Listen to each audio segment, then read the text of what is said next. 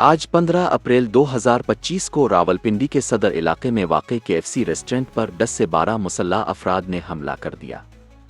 Police ने CCTV footage की मदद से मुश्तबा अफराद की शनाख्त का अमल शुरू कर दिया है।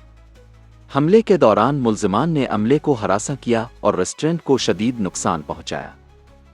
इससे कबल 9 अप्रैल 2025 को कराची के डिफेंस हाउसिंग अथॉरिटी में वाक़े केएफसी पर तकरीबन 40 अफराद पर मुश्तमिल हुजूम ने हमला किया था। पुलिस ने फौरी कार्रवाई करते हुए 10 अफराद को गिरफ्तार कर लिया। ये वाक़या इसराइल और गज़ा की सूरत हाल के ख़िलाफ़ एहतजाज के तौर पर पेश आया था।